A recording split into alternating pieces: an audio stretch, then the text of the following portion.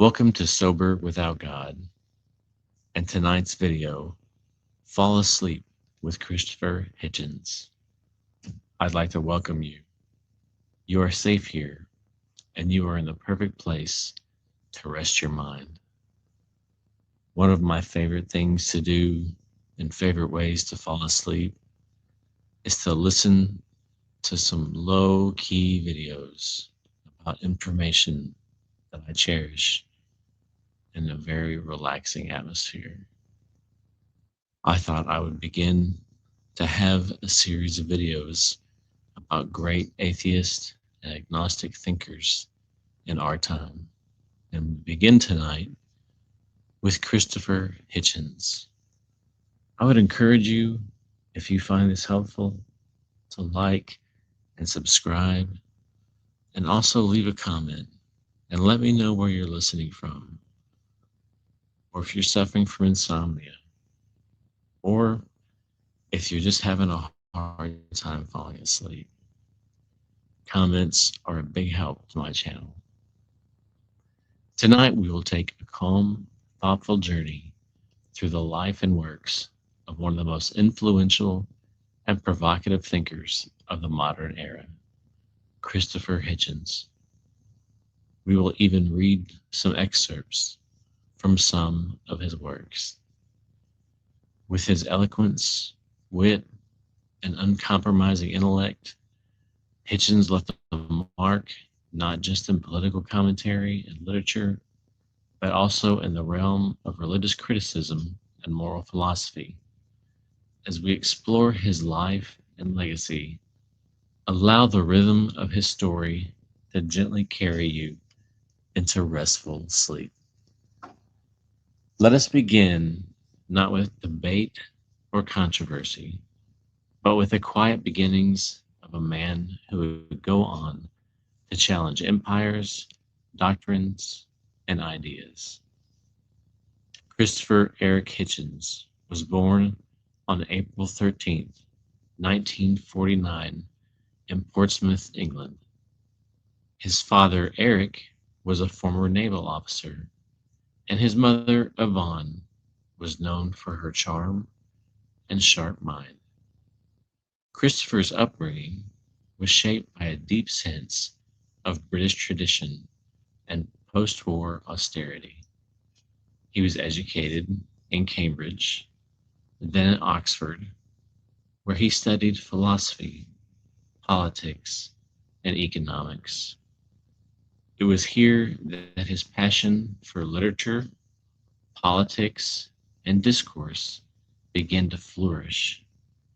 He joined the political left early, aligning with Trotskyist ideologies, protesting the Vietnam War, and deeply questioning authority. After university, Hitchens began his career in journalism. He wrote for the New Statesman and The Nation, eventually relocating to the United States, where he would reside for the rest of his life. Throughout his career, he authored numerous books, essays, and columns, each marked by a distinctive blend of erudition, courage, and often a sharp sense of irony. Hitchens' early works covered international politics, war, and power structures. He traveled extensively, reporting from zones of conflict in places such as Iraq, Iran, and Chile. He wrote fearlessly about American foreign policy, exposing hypocrisy and corruption where he saw it. One of his notable early works was his critique of Henry Kissinger in The Trial of Henry Kissinger, where he argued that the former Secretary of State should be tried for war crimes. Even early on, it was clear that Hitchens didn't seek popularity. He sought truth, clarity, and intellectual honesty. He often found himself alienating allies and courting controversy. But through it all, his commitment to reason and inquiry remained steadfast. Though always skeptical of organized religion, it was in the 2000s that Hitchens became globally known for his role in the new atheism movement. Alongside Richard Dawkins,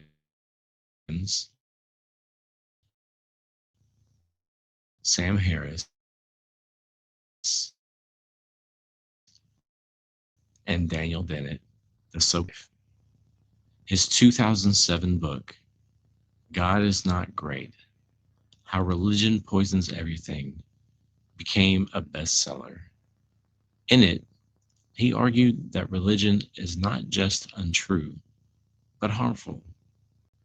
He dissected the atrocities committed in the name of faith, the suppression of inquiry, and the moral contradictions within sacred texts. Hitchens believed that morality and meaning could exist without divine command. He wrote, quote, "We keep inventing religions because we are afraid of dying and we want to feel special. But in truth, the cosmos is indifferent. And in that indifference, we find our freedom." Unquote. He toured widely, debating religious leaders, theologians, and believers of all kinds. His most famous exchanges include debates with Rabbi David Walt, Dinesh D'Souza, and Pastor Douglas Wilson. In one memorable debate, when asked what he would say if he found himself at the gates of heaven, Hitchens replied with his characteristic mix of wit and principle, quote, "I would say, sorry, you didn't give us enough evidence," unquote. Let's now listen softly to some of the most memorable quotes and ideas from Christopher Hitchens. Let them wash over you like waves, soothing and thought-provoking.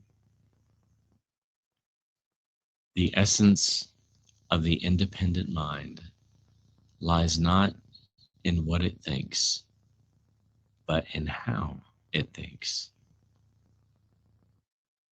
Take the risk of thinking for yourself.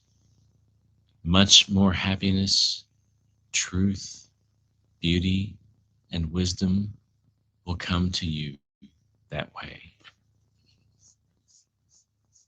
What can be asserted without evidence can also be dismissed without evidence. Faith is the surrender of the mind. It's the surrender of reason. It's the surrender of the only thing that makes us different from other mammals. Hitchens often reminded us of the danger of certainty and the beauty of doubt. His voice, though combative in tone, always circled back to a belief in human curiosity and dignity. His debates were not just performances, they were exercises in rhetoric and clarity. Even his opponents respected his command of language and breadth of knowledge.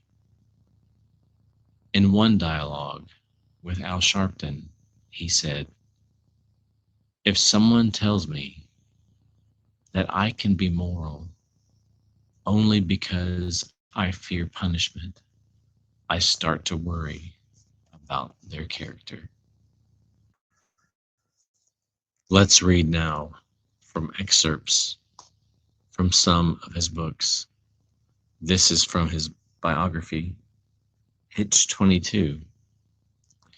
He says, I suppose that one reason I have always detested religion is its sly tendency to insinuate the idea that the universe is designed with you in mind, or, even worse, that there is a divine plan into which one fits, whether one knows it or not.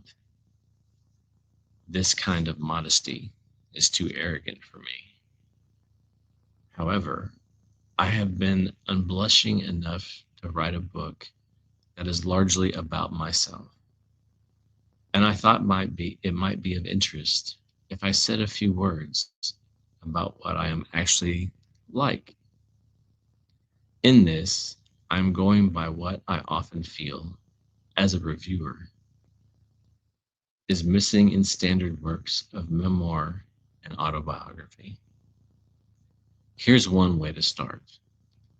Every month, my illustrious colleagues at Vanity Fair select a personality and subject him or her to what is known as the Proust questionnaire. The great Marcel did not actually devise this form of self-interrogation, but on two occasions in his life, he was seduced into answering one.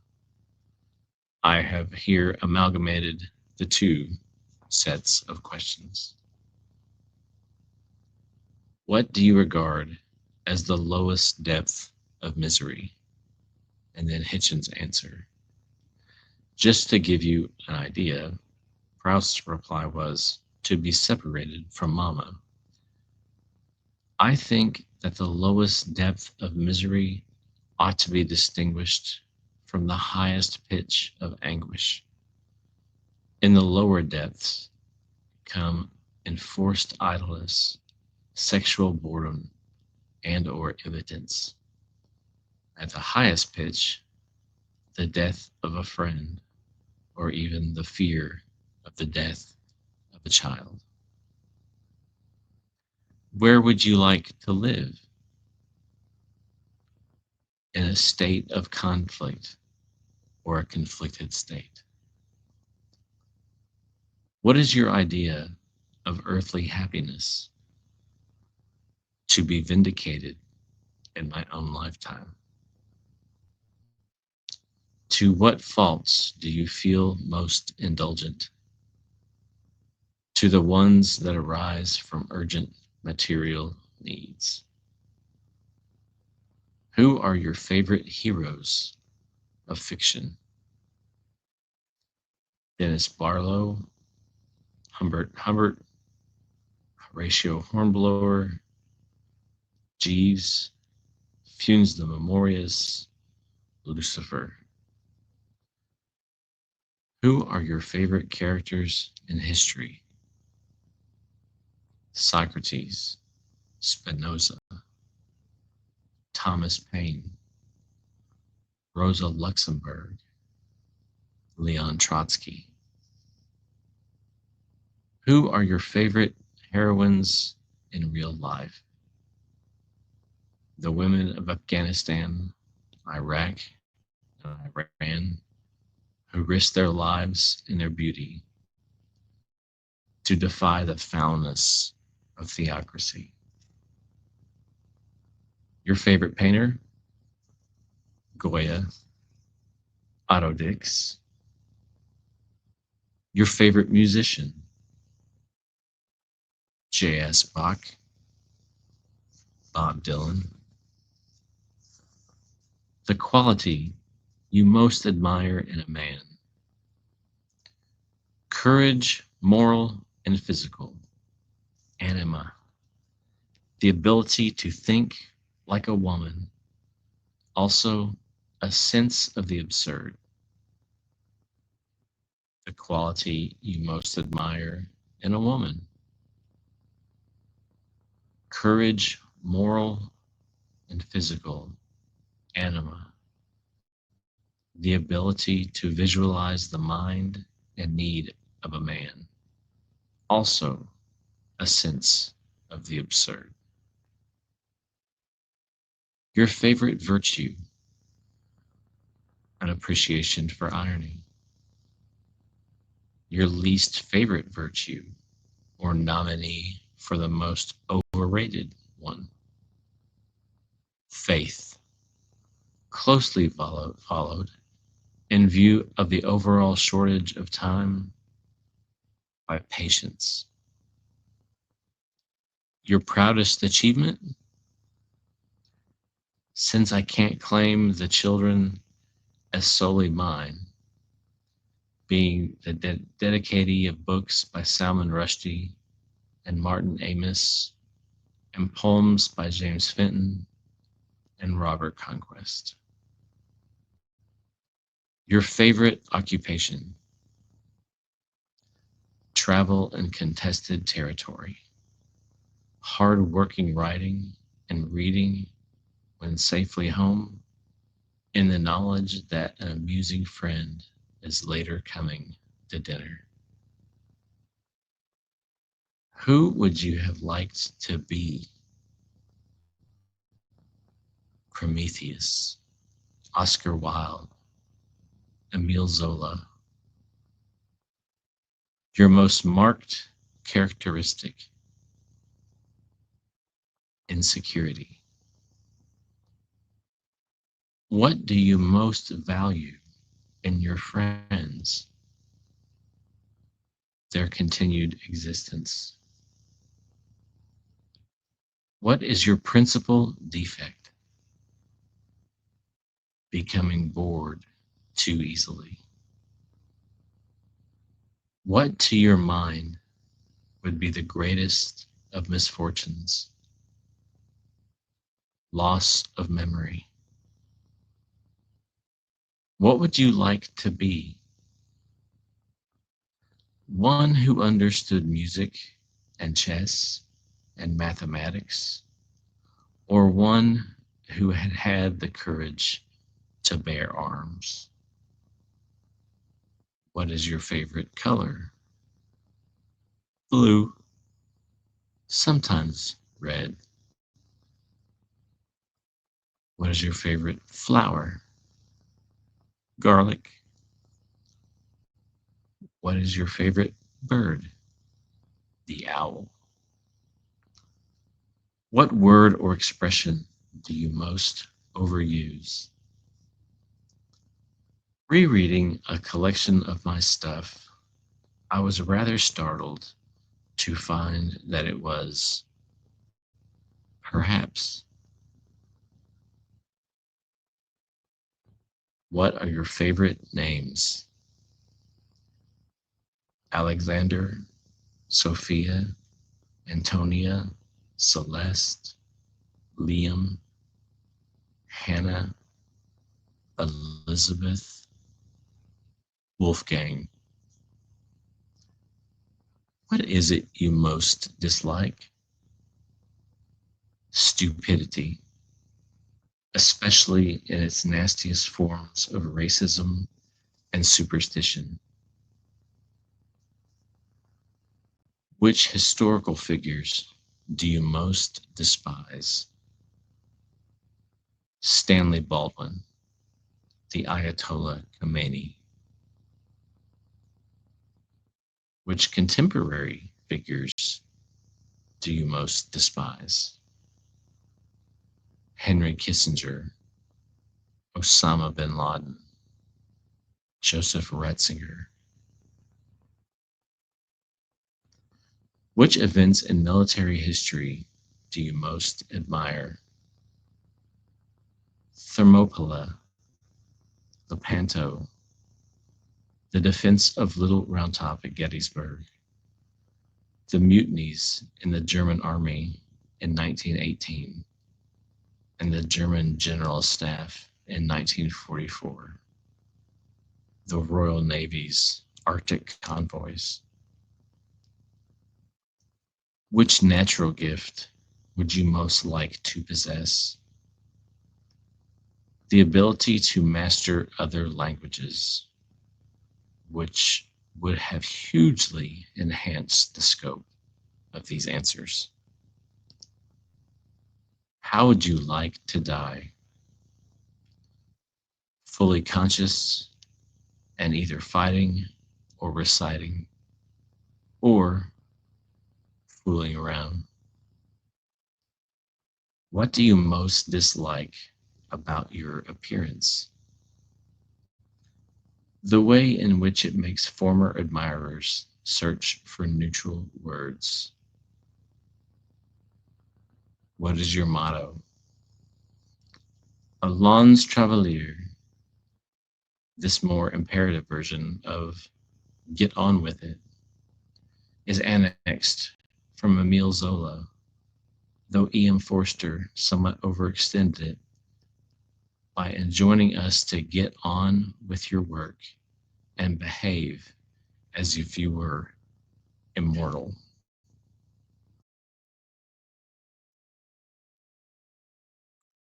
An amusing anecdote from his Oxford years tells of how he once recited an entire poem by W. H. Auden from memory at a party, and then immediately launched into a debate about Marxism, all while holding a glass of brandy in one hand and a cigarette in the other. One early story that stands out occurred in Argentina during the Falklands War. While most journalists avoided discussing British involvement due to political sensitivity, Hitchens stood up in a Buenos Aires press conference and, with his usual calm demeanor, asked the government spokesperson a blunt question about human rights abuses.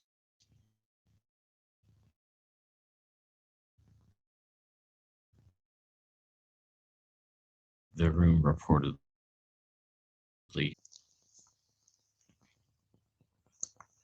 During one college debate, a student approached the microphone and nervously asked, Mr. Hitchens, what gives your life meaning, if not God? Hitchens paused, smiled gently, and said, literature, friendship, irony, humor, love, and the sheer delight of a well made argument. One touching moment came during a debate tour with Stephen Fry. After a passionate discussion on religion, Fry turned to Hitchens during a dinner and said, you remind us that language and reason are not mutually exclusive. Hitchens reportedly responded, eyes softening, coming from you, that is an honor I'll treasure.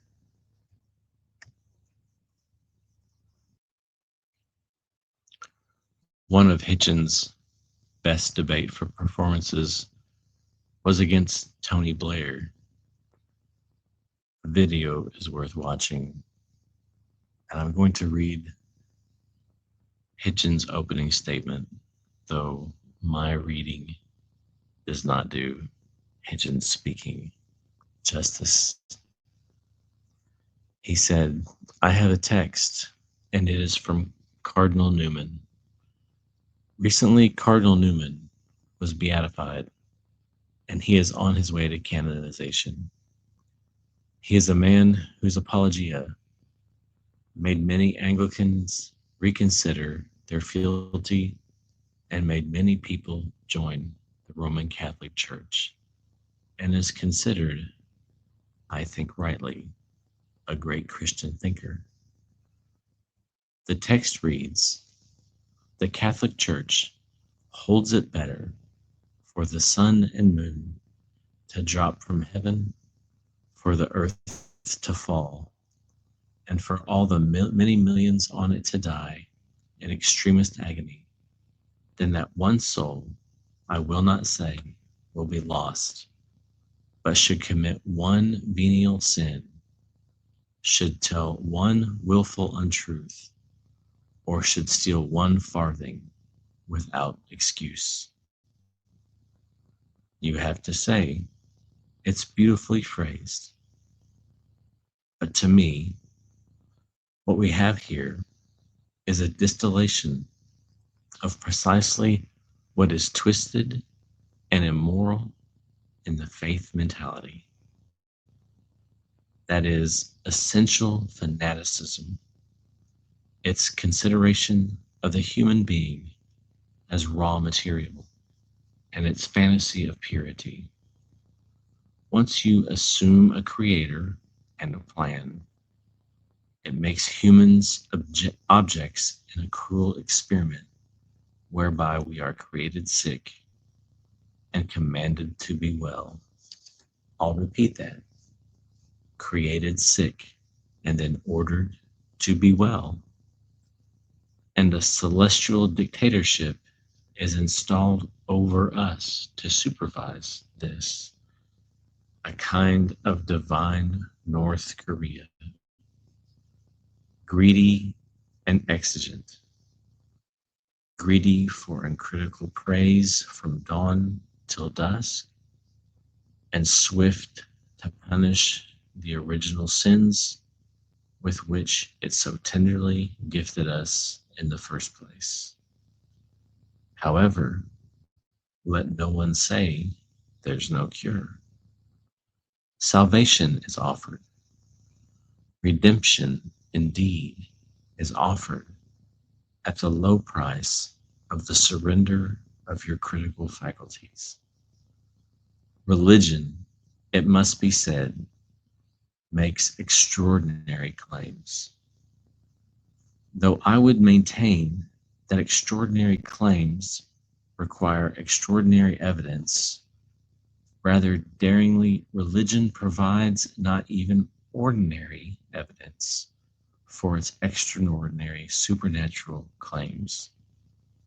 Therefore, we might begin by asking, I'm asking my opponent as well as the audience, is it good for the world to appeal to our credulity and not to our skepticism?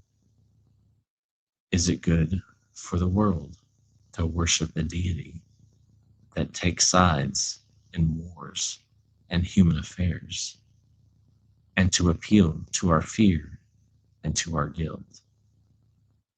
Is it good to appeal to our terror of death, to preach guilt and shame about the sexual act and the sexual relationship? Is this good for the world?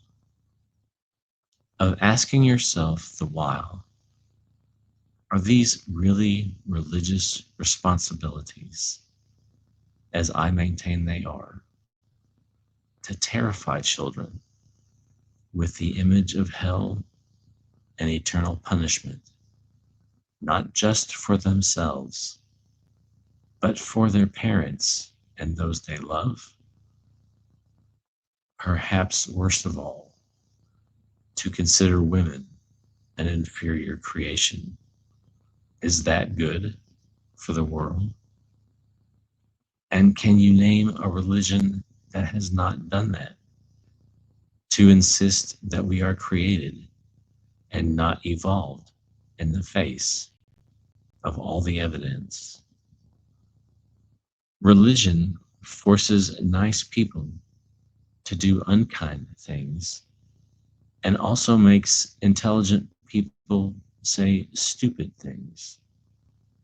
Handed a small baby for the first time, is it your first reaction to think, beautiful, almost perfect?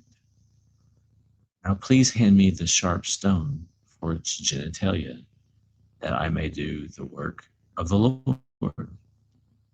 No. As the great American physicist Steven Weinberg has very aptly put it, in the ordinary moral universe, the good will do the best they can, the worst will do the worst they can. But if you want to make good people do wicked things, you'll need religion.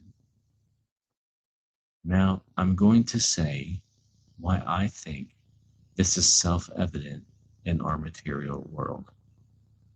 Let me ask Tony Blair again, because he's here, and because the place where he is seeking peace in the Middle East is the birthplace of monotheism. So you might think it was filled with refulgence and love and peace. Everyone in the civilized world has roughly agreed, including the majority of Arabs and Jews and the international community, that there should be enough room for two states, for two peoples in the same land. I think there is rough agreement on that. Why can't we get it? The UN can't get it. The US can't get it. The Quartet can't get it. The PLO can't get it. The Israeli parliament can't get it. Why can't they get it? We can't get it because the parties of God have a veto on it, and everybody knows that this is true. Because of the divine promises made about this territory, there will never be peace. There will never be compromise. There will instead be misery, shame, and tyranny. And people will kill each other's children for ancient books and caves and relics. And who is going to say that this is good for the world? And that's the argument made from the example nearest at hand. Have you looked lately at the possibility of what will happen when messianic fanatics get hold of an apocalyptic weapon? Well, we're about to find out, as the Islamic Republic of Iran and its Hezbollah allies are in a dress rehearsal for precisely this event. Have you looked lately at the revival of Tsarism and Prime Minister Vladimir Putin's Russia, with a black-cowled, black-coated leadership of Russian Orthodoxy is draped over an increasingly xenophobic, tyrannical, expansionist, and aggressive regime? Have you looked lately at the religious teaching in Africa and the consequences of it, of a church that says AIDS may be wicked, but not as wicked as condoms? And now some readings from his book, Letters to a Young Contrarian. We are an adaptable species, and this adaptability has enabled us to survive. However, adaptability can also constitute a threat. We may become habituated to certain dangers and fail to recognize them until it's too late. Nuclear armaments are the most conspicuous example. As you read this, you are in effect wearing a military uniform and sitting in a very exposed trench. You exist at the whim of people whose power does not derive from your own consent and who regard you as expendable, disposable. You merely failed to notice the moment at which you were conscripted A normal life consists in living as if this most salient of facts was not a fact at all. I tell myself every day that I do not recognize the legitimacy of a government that puts me in this position. I do not grant even my elected leaders the power of life and death over myself, let alone over all present, future, and indeed past forms of life, all of which they arrogate the right to extirpate at an instant's notice. Nor was I ever asked if I would grant that power, even supposing for a moment that I had the right to grant it on behalf of others, which I do not for a moment believe that I do. However, when meeting a minister or senior functionary of this regime, which is a privilege I quite often enjoy, I do not act as if I am shaking Caligula's blood-molded mitt. I do sometimes content myself with thinking that if they knew what was in my heart and mind, they would shrivel as if cursed and blasted. So I practice cognitive and emotional dissonance. The most I can claim is that I do it consciously while waiting for better days. Try your hardest to combat atrophy and routine, to question the obvious, and the given is an essential element of the maxim, everything must be doubted. From chapter 9.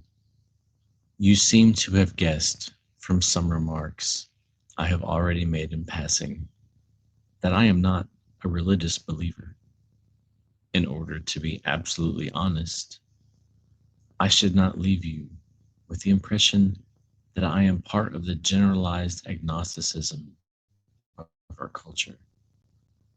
I am not even an atheist so much as I am an antitheist.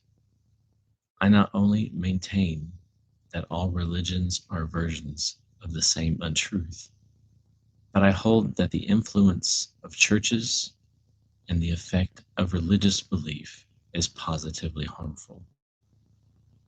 Reviewing the false claims of religion, I do not wish, as some sentimental materialists affect to wish, that they were true.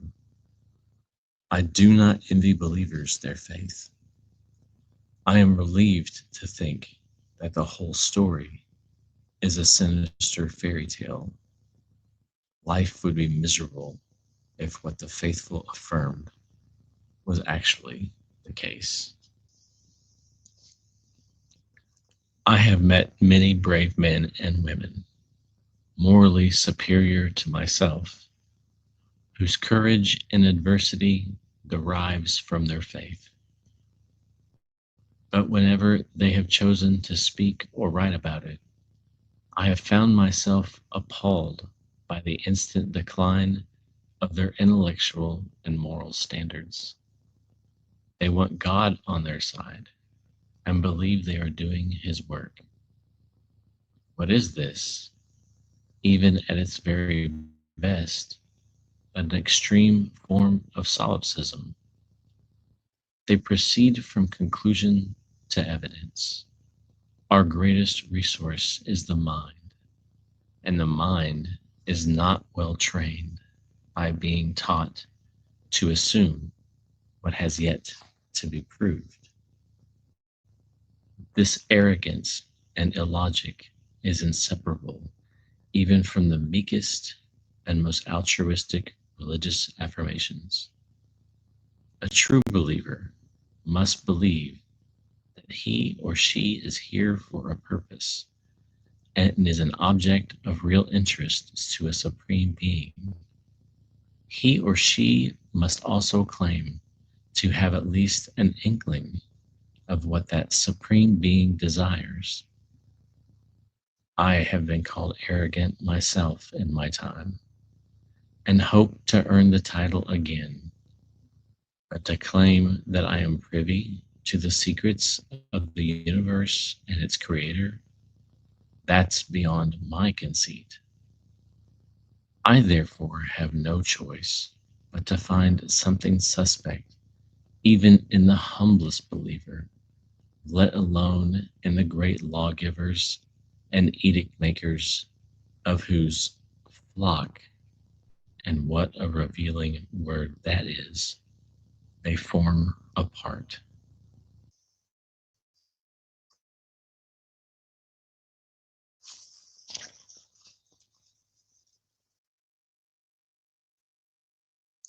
From chapter 11.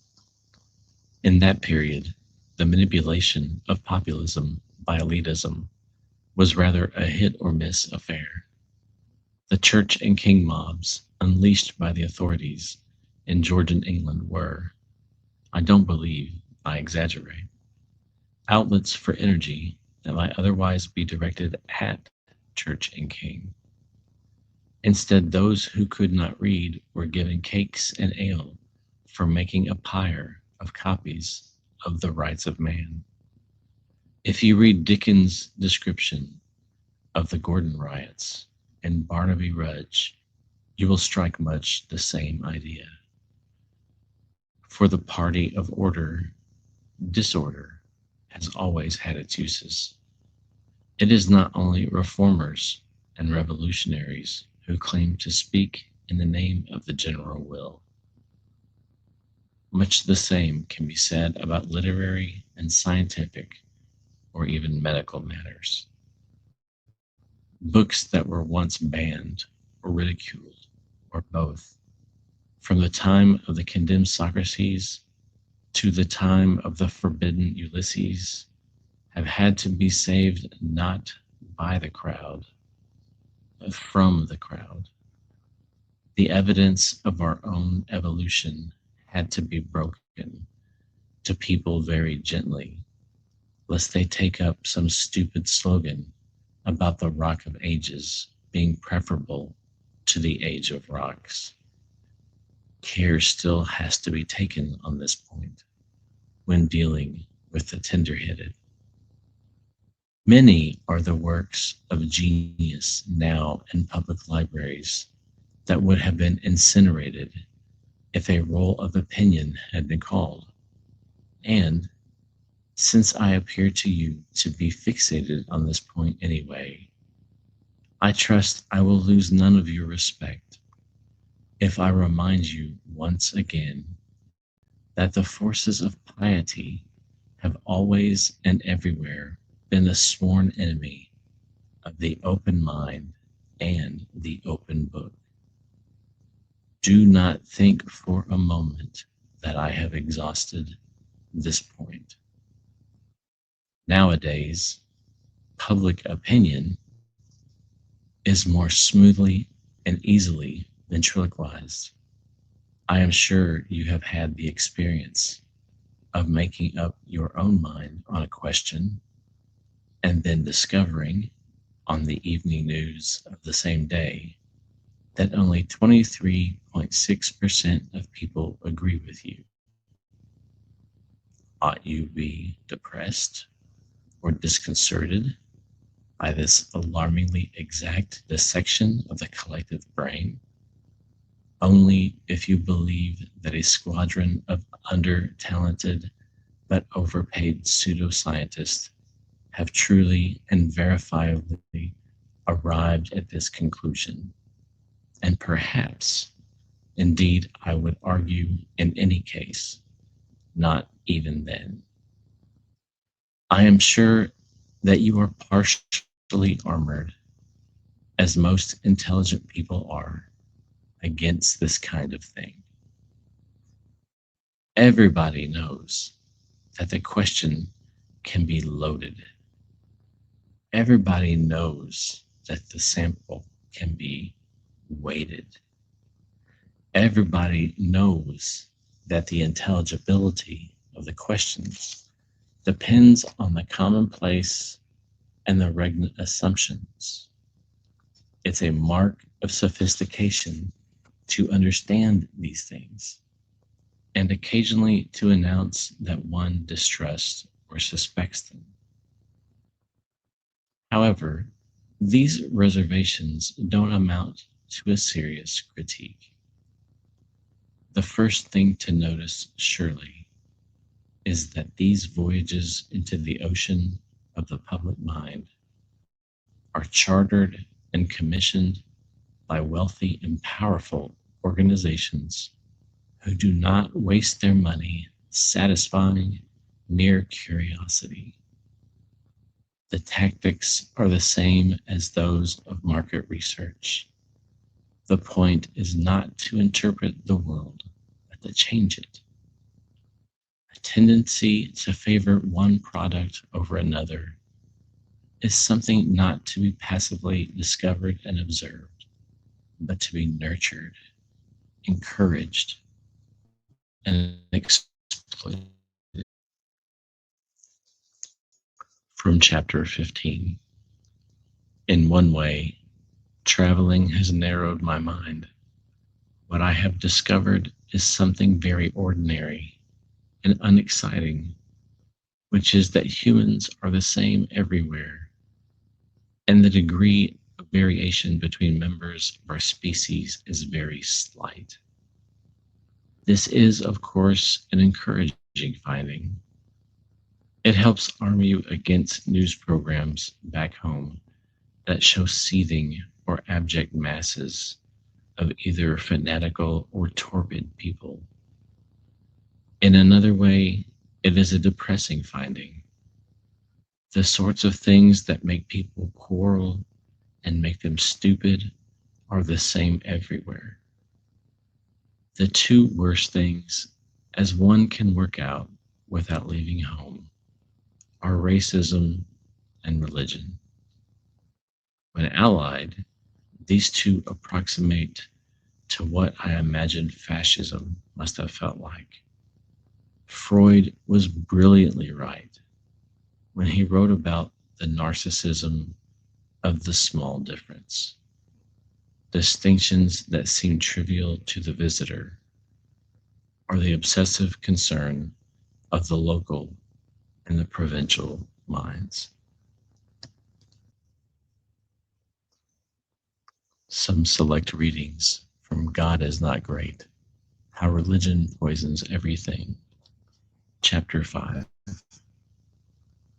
Before Charles Darwin revolutionized our entire concept of our origins, and Albert Einstein did the same for the beginnings of our cosmos, many scientists and philosophers and mathematicians took what might be called the default position and professed one or another version of deism, which held that the order and predictability of the universe seemed indeed to imply a designer, if not necessarily a designer who took any active part in human affairs.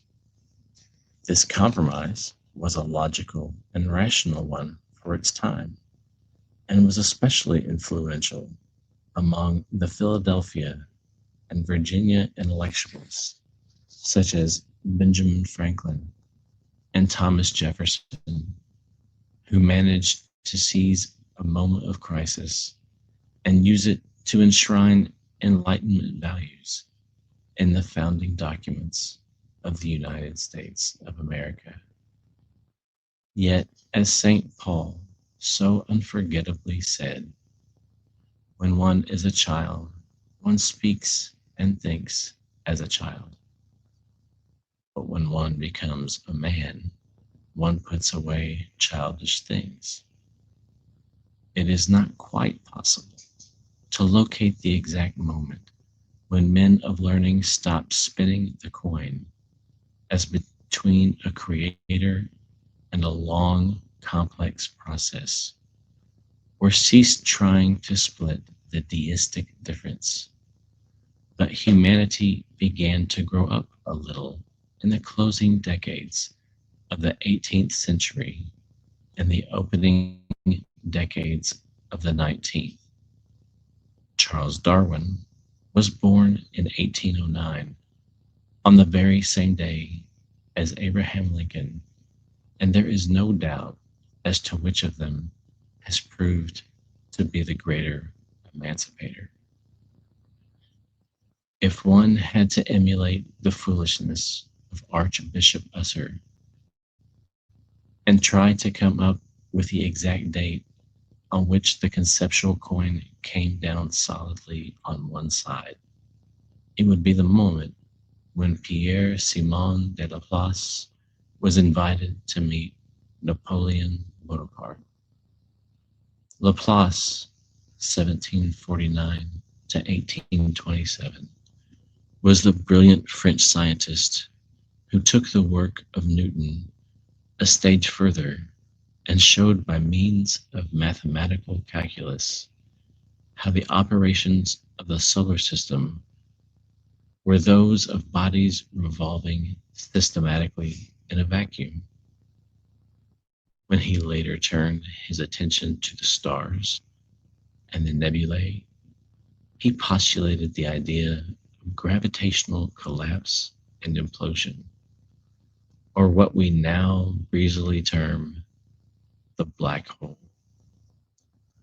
In a 5-volume book entitled Celestial Mechanics, he laid all this out, and like many men of his time, he was also intrigued by the orrery, a working model of the solar system as seen for the first time from the outside. These are now commonplace, but were then revolutionary, and the emperor asked to meet Laplace in order to be given either a set of the books or, accounts differ, a version of the orrery. I personally suspect that the gravedigger of the French Revolution wanted the toy rather than the volumes.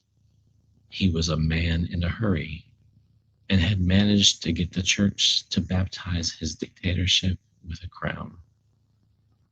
At any event, and in his childish and demanding and imperious fashion, he wanted to know why the figure of God did not appear in Laplace's mind expanding calculations. And there came the cool, lofty, and considered response, which could perhaps more modestly have said, "It works well enough without the idea, Your Majesty." But he simply stated that he didn't need it.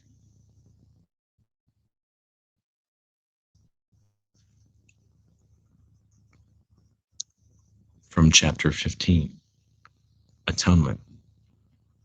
Previous sacrifices of humans, such as the Aztec and other ceremonies from which we recoil, were common in the ancient world and took the form of propitiatory murder. An offering of a virgin or an infant or prisoner was assumed to appease the gods. Once again, not a very good advertisement for the moral priorities of religion. Martyrdom, or a deliberate sacrifice of oneself, can be viewed in a slightly different light. Though when practiced by the Hindus in the form of sati, or the strongly suggested suicide of widows, it was put down by the British in India for imperial as much as for Christian reasons.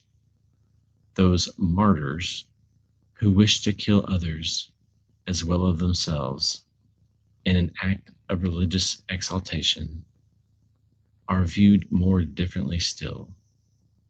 Islam is ostensibly opposed to suicide per se, I cannot seem to decide whether to condemn or recommend the act of such a bold shaheed. However, the idea of vicarious atonement, of the sort that so much troubled even C.S. Lewis, is a further refinement of the ancient superstition. Once again, we have a father demonstrating love by subjecting a son to death by torture. But this time, the father is not trying to impress God. He is God, and he is trying to impress humans. Ask yourself the question, how moral is the following? I am told of a human sacrifice that took place 2,000 years ago without my wishing it, and in circumstances so ghastly that had I been present and in possession of any influence, I would have been duty bound to try and stop it. In consequence of this murder, my own manifold sins are forgiven me, and I may hope to enjoy everlasting life. Let us just for now overlook all the contradictions between the tellers of the original story and assume that it is basically true. What are the further implications?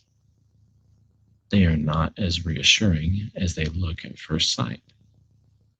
For a start, and in order to gain the benefit of this wondrous offer, I have to accept that I am responsible for the flogging and mocking and crucifixion in which I had no say and no part, and agree that every time I decline this responsibility, or that I sin in word or deed, I am intensifying the agony of it. Furthermore, I am required to believe that the agony was necessary in order to compensate for an earlier crime in which I also had no part, the sin of Adam. It is useless to object that Adam seems to have been created with insatiable discontent and curiosity, and then forbidden to slake it all. All this was settled long before even Jesus himself was born. Thus, my own guilt in the matter is deemed original and inescapable. However, I am still granted free will with which to reject the offer of vicarious redemption. Should I exercise this choice, however, I face an eternity of torture much more awful than anything endured at Calvary or anything threatened to those who first heard the Ten Commandments. In 2010, Christopher Hitchens was diagnosed with esophageal cancer. He continued writing and speaking even as his health declined. His book, Mortality, published posthumously, is a collection of essays he wrote while undergoing treatment. It is a powerful, poignant meditation on dying, doubt, and courage. Even as he faced death, he did not recant his atheism or adopt comforting illusions. He met the end as he had lived, with clarity, honesty, and grace. He passed away on December 15th, 2011, at the age of 62. His death was mourned by intellectuals, readers, and even former adversaries. He left behind not only a body of brilliant work, but also a reminder that the examined life, even a controversial one, is a life worth living. After his death, many people had kind things to say about Christopher Hitchens.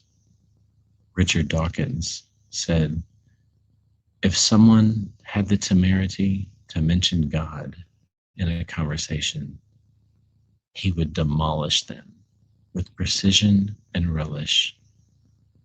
But he did so with such elegance, such wit. The world is a duller place without him." Ian McEwan said Christopher was a fireball, a truth teller, and one of the greatest essayists of our time. Even when he disagreed with you, he made you think more deeply. His absence leaves a void no one else can fill. His friend, Stephen Fry, said he was never a bully. He fought ideas, not people. And he did it with unmatched eloquence. To be hitch slapped was to be educated, not humiliated. Salman Rushdie said he was a ferocious, dazzling, and absolutely unique voice. His courage was as remarkable as his wit. Graydon Carter, editor of Vanity Fair, said he was simply one of the most brilliant journalists of the last century. Fearless, honest, and immensely well read. He was a master craftsman of prose. And now, as we rest and reflect gently on Hitchens' journey, let us feel the steady rhythm of a mind that never stopped questioning. There is comfort in curiosity. There is peace in asking the hard questions. There is rest to be found in thinking clearly. The candle of reason, even when flickering, casts enough light to walk a noble path. Sleep now, with thoughts gently stirred by one of the boldest voices of our time. Let the calmness of night and the serenity of knowledge carry you forward. You are safe. You are at peace. Let go and drift into sleep. Good night.